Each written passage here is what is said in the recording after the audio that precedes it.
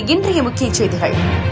கோவை மாவட்டம் பொள்ளாச்சி ஆனைமலை ஒன்றியம் ஆழியார் காவல் நிலையம் பகுதியில் ஆனைமலை திமுக கிழக்கு ஒன்றிய செயலாளர் மற்றும் அவர் ஆதரவாளர்கள் நில மோசடியில் ஈடுபட்டவர்கள் மீது சட்டப்படி நடவடிக்கை எடுக்க கோரி பாதிக்கப்பட்டவர் காவல்துறை கண்காணிப்பாளரிடம் மனு அளித்தார். பின் அவர்கள் செய்தியாளர்களிடம் கூறுகையில், நாங்கள் கடந்த 60 ஆண்டுகளுக்கும் மேலாக அர்த்தநாரிபாளையம், மைசூர்காரர் தோட்டம், ரெட்டியாரூர், ஆனைமலை, பொள்ளாச்சி என்ற பகுதியில் வசித்து வருகிறோம். எனது கணவர் ராதாகிருஷ்ணன் கடந்த 2019ஆம் ஆண்டு காட்டு யானை தாக்கி எங்களது தோட்டத்தில் உயிரிழந்து விட்டார். கடந்த 2020ஆம் ஆண்டு எனக்கு பாத்தியப்பட்ட 4 ஏக்கர் பூமியில் விவசாயம் செய்து வருகிறோம். அதன் குத்தகை காலம் முடிவடைந்ததால் மேற்படி குத்தகை தொகையை செலுத்துவதற்கும் பிற கடன்களை அடைப்பதற்காகவும் தோட்டத்தை அபிவிருத்தி செய்யவும் 30 லட்சம் தேவைப்பட்டதால் எங்கள் ஊரை சார்ந்த எங்களுக்கு பழக்கப்பட்ட ஃபைனான்ஸ் தொழில் மற்றும் செங்கல் சூளை நடத்தி வரும் பழனிசாமி என்பவரிடம் கேட்டபோது 6 மாத காலம் பணம் ஏற்பாடு செய்வதாக கூறி காலம் தாழ்த்தி வந்தார்.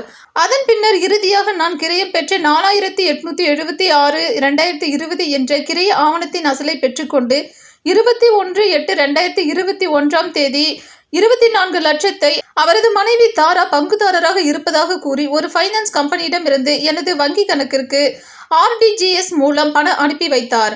அடமானம் செய்வதாக கூறி பத்திரத்தில் கையொப்பம் பெற்றுக்கொண்டார். அதன் பின்னர் 15/4/2024ஆம் தேதி மேற்படி பழனிசாமி அத்துமீறி எனது தோட்டத்திற்குள் நுழைந்து தடம் அமைக்க முயற்சி செய்தார். அப்போது என் தடம் அமைக்கிறீர்கள் என நான் கேட்டபோது என்னுடைய சொத்திற்கு செல்வதற்கு தடம் அமைக்கின்றேன் என்று கூறினார். அதன் பின்னர் அவர் கொடுத்த ஆவணத்தை பார்த்தபோது அது கிரைய ஆவணமாக இருந்தது. மேற்படி கிரைய ஆவணத்தை என்னை ஏமாற்றி பழனிசாமி மற்றும் அவரது மனைவி தாரா பெயரில் எழுதி வாங்கியுள்ளார்.